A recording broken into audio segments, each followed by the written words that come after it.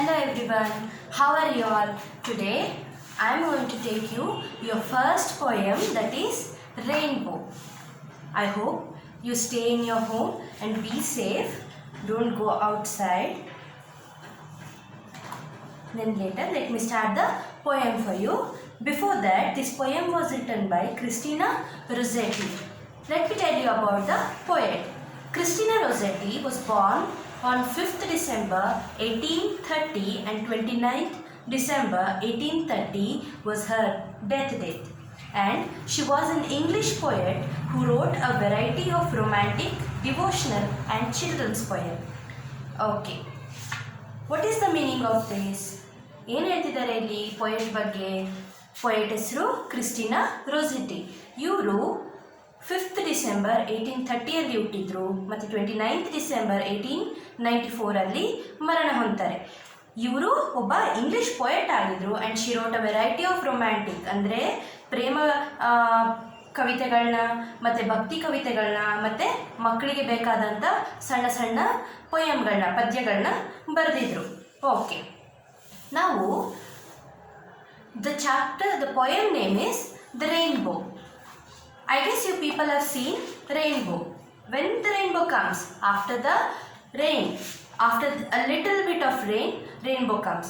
I guess you all have seen the rainbow, and then you have seen there are how many colors in rainbow? Can anyone tell me? I have put the colors on the board above here. I have put the colors. Can anyone tell me how many colors are there in rainbow? Yes, correct. There are 7 colors. Which are the colors? V for violet, I have written here, and I for it is indigo. Indigo here I have written, and then blue for B for blue, G for green, Y for yellow, and O for orange, and R for red. I have put the color. I think you have seen the rainbow like this only. Maybe sometimes you will see these two colors mixed, but we have 7 colors. This is a different color, indigo, and this is a different color, blue. And here also you may get little confusion. It is orange and red. There are 7 colors in rainbow.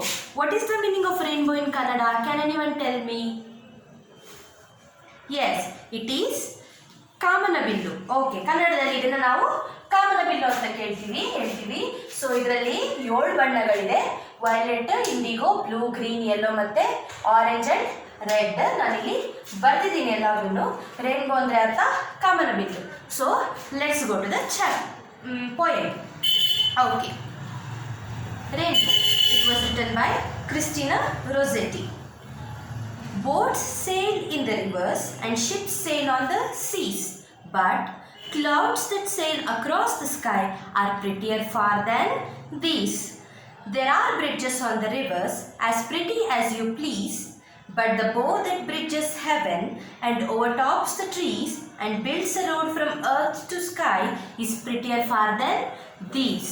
Okay, what is the poet telling to us in this first paragraph? Boats sail in the river and ships sail on the seas, but clouds that sail across the sky are prettier than these. What is it?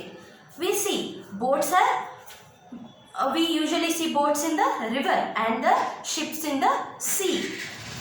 Okay, what is the meaning of boat in Kannada? Boat ಅಂದರೆ ಕನ್ನಡದಲ್ಲಿ ಏನು? boat ಅಂದರೆ ಕನ್ನಡದಲ್ಲಿ ದೋಣಿ, ಮತ್ತು ship ಅಂದರೆ ಕನ್ನಡದಲ್ಲಿ ಅರ್ಥ ಹಡಗು. ನಾನಿಲ್ಲಿ ಬರ್ತಿದ್ದೀನಿ ನೋಡಿ, ದೋಣಿ ಮತ್ತು ಹಡಗು ಇವೆರಡೂ ಬೇರೆ ಬೇರೆ, ಇದನ್ನು ಒಂದೇ ಅರ್ಥ ತಗೊಳ್ಬೇಡಿ. ಶಿಪ್ ಅಂದರೆ ಹಡಗು, ಬೋಟ್ ಅಂದರೆ ದೋಣಿ. ಓಕೆ, ರಿವರ್ ಅಂದರೆ ನಿಮಗೆಲ್ಲರಿಗೂ ಗೊತ್ತಿದೆ, ನದಿ. Boat sail in the rivers. Boat ಎಲ್ಲಿ ಸೇಲ್ ಆಗುತ್ತೆ? ನಾವೆಲ್ಲ ನೋಡ್ತೀವಿ. ಬೋಟ್ ಸೇಲ್ ಅಂದರೆ ಪ್ರಯಾಣ ಮಾಡುವಂಥದ್ದು. ಇದನ್ನು ನೀವು ಹಿಂದಿನ ಪಾಠದಲ್ಲಿ ಆಲ್ರೆಡಿ ತಿಳ್ಕೊಂಡಿದ್ದೀರಾ. ಯಾವ ಪಾಠ ಹಿಂದೆ? ಲೈಟ್ ಹೌಸ್ ಅಂತ ಇತ್ತಲ್ವಾ? ಲೈಟ್ ಹೌಸ್ ಪಾಠದಲ್ಲಿ ನೀವು ಆಲ್ರೆಡಿ ತಿಳ್ಕೊಂಡಿದ್ದೀರಾ. ಅದರ ಅರ್ಥ ಏನು? ಸೇಲ್ ಅಂತ ಅಂದರೆ ಪ್ರಯಾಣ. ಈಗ ನಾನು ಬರ್ತಿದ್ದೀನಿ ನೋಡಿ ಮಕ್ಕಳೇ, ಪ್ರಯಾಣ ಮಾಡುವಂಥದ್ದು. ಬೋಟ್ಸ್ ನದಿಯಲ್ಲಿ ಪ್ರಯಾಣ ಮಾಡ್ತವೆ. ಯಾವುದು? ದೋಣಿಗಳು ನದಿಯಲ್ಲಿ ಪ್ರಯಾಣ ಮಾಡ್ತವೆ. ಅದೇ ರೀತಿ ships sail on the seize.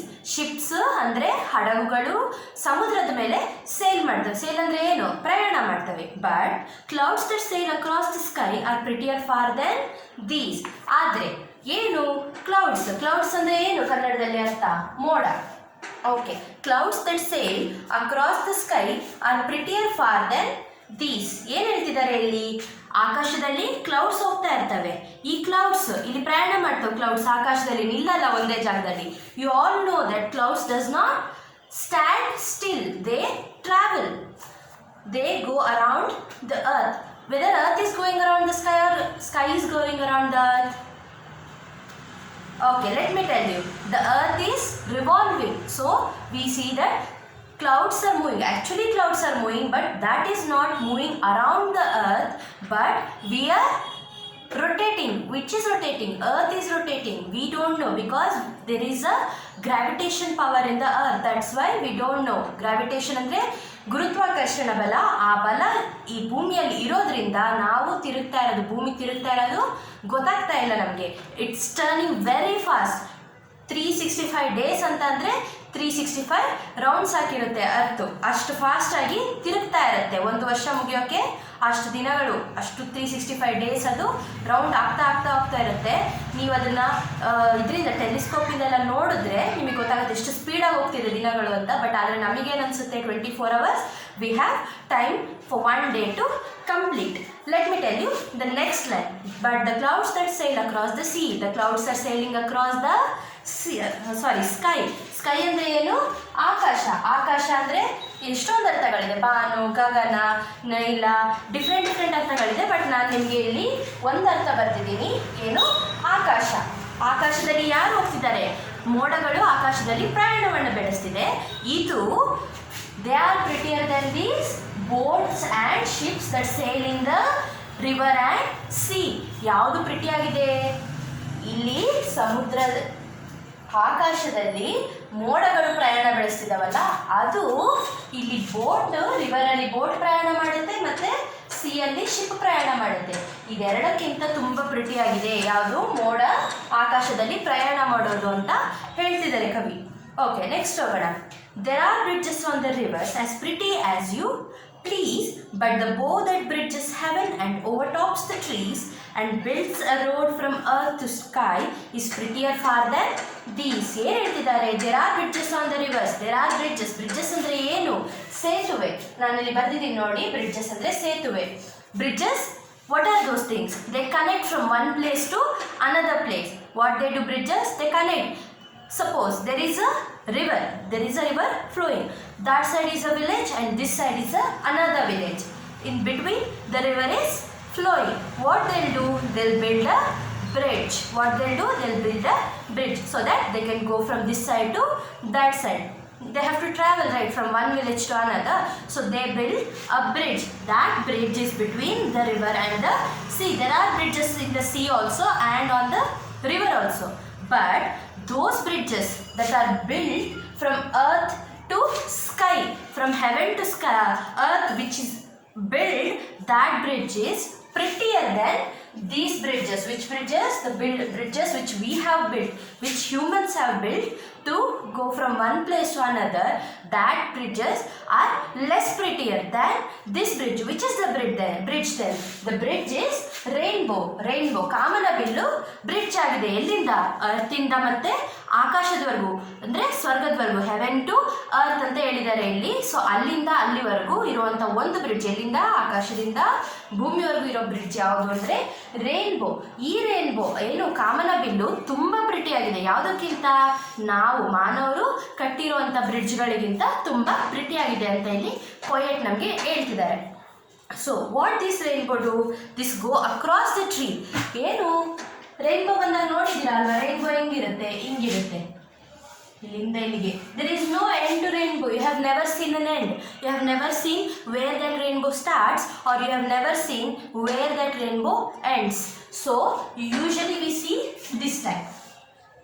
We see it has start from somewhere and it has end somewhere. But usually like this it will be. How many colors are there in rainbow? Only 7 colors. So this rainbow go across the tree. Suppose there is a tree here, there is a mountain here, there is a house. It go across that, right? We see that, right? Above that we see the rainbow. So this come from heaven. From heaven it is till the earth. So it is a beautiful thing.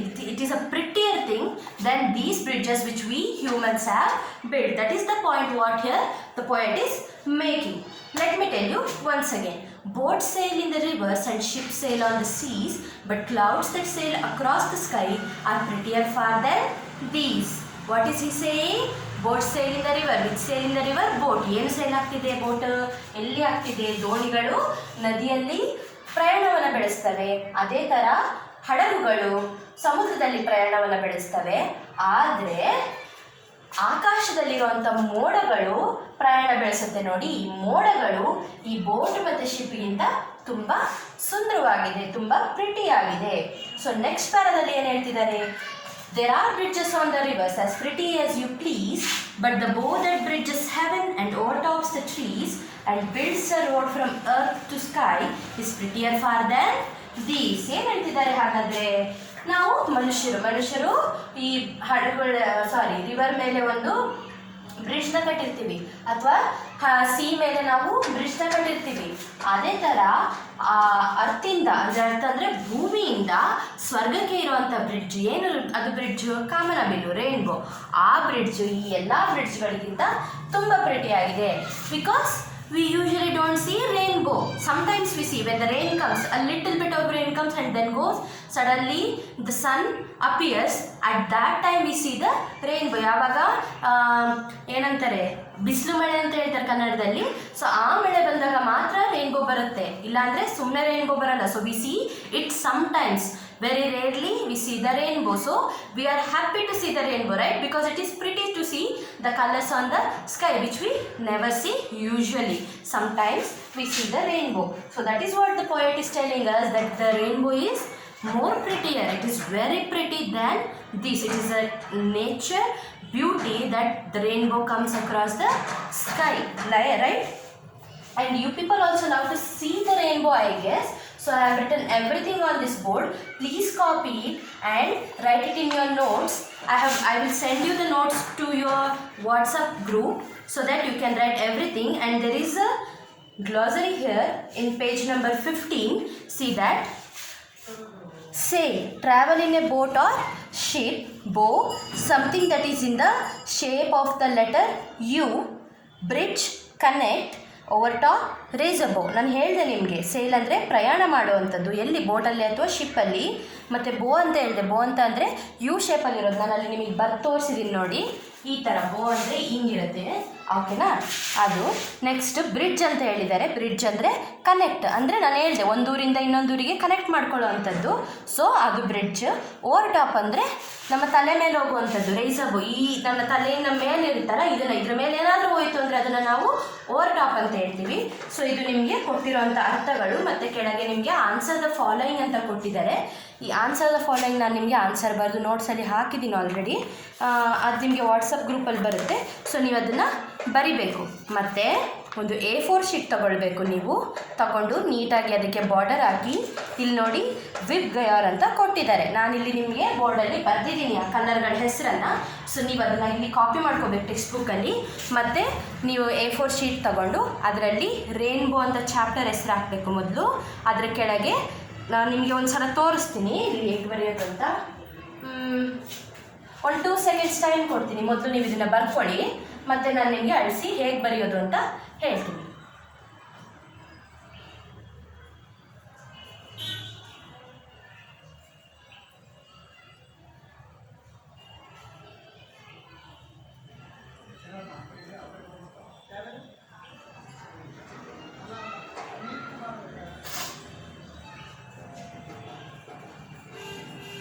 Okay ಮಕ್ಕಳೇ, ನಾನೀಗ ಅಳಿಸ್ತೀನಿ.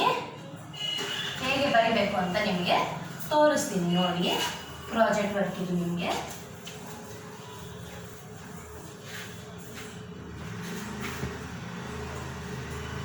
ನೋಡಿ, ಈಗ ಇದು A4 sheet ಅಂತ ತಿಳ್ಕೊಳ್ಳಿ,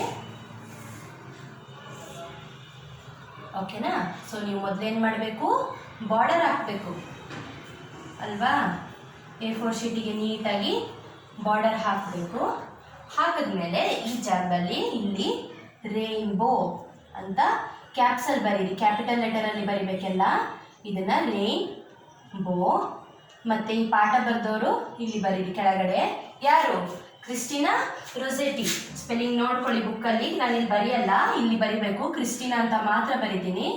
Christina, ಇದನ್ನು ನೀವು ಇಲ್ಲಿ ಬರಿಬೇಕು, ಫುಲ್ ಹೆಸರು ಬರಿಬೇಕು, ರೊಸೆಟ್ಟಿ ಅಂತ ಹೇಳಿ.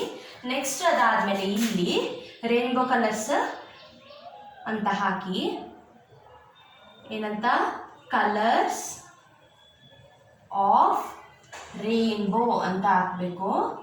ಏನಂತ ಹಾಕಬೇಕು, ಕಲರ್ಸ್ ಆಫ್ ರೇನ್ಬೋ ಅಂತ ಹಾಕಿ ಇಲ್ಲಿ BINBGYOR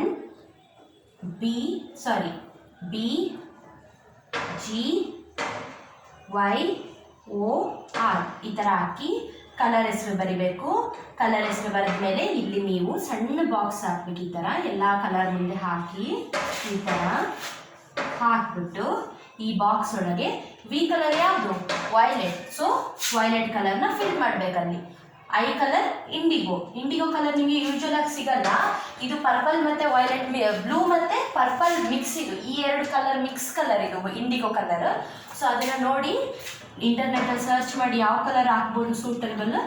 ನಿಯರ್ ಬೈ, ತುಂಬ ಎಕ್ಸಾಕ್ಟಾಗಿ ಹಾಕಬೇಕು ಅಂತ ನಾನು ನಿಮ್ಮನ್ನ ಕೇಳಲ್ಲ, ನಿಯರ್ ಬೈ ಯಾವ ಕಲರ್ ಸಿಗುತ್ತೆ ಆ ಕಲರ್ನ ಹಾಕಿ. ಬಿಗೆ ಬ್ಲೂ ಹಾಕಿ, ಗ್ರೀನ್ಗೆ ಗ್ರೀನ್, ಯೆಲ್ಲೋಗೆ ಯೆಲ್ಲೋ, ಆರೆಂಜ್ ಮತ್ತು ರೆಡ್ಗೆ ಅವೆರಡು ಹಾಕಬೇಕು.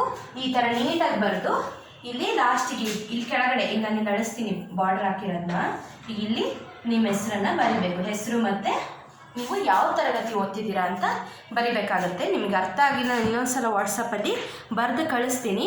ಸೊ ನೀವು ಅದನ್ನು ಪ್ರಾಜೆಕ್ಟ್ ವರ್ಕ್ ಮಾಡಬೇಕಾಗುತ್ತೆ. ನೋಟ್ಸ್ ಕಂಪಲ್ಸರಿ ಬರಿಬೇಕು, ಚೆಕ್ ಮಾಡ್ತೀವಿ. ಓಕೆನಾ? ಓಕೆ, ಸೇಫ್ ಆಗಿರಿ, ಆರೋಗ್ಯವಾಗಿರಿ. Thank you. ನೆಕ್ಸ್ಟ್ ಕ್ಲಾಸಲ್ಲಿ ಮೀಟ್ ಆಗೋಣ.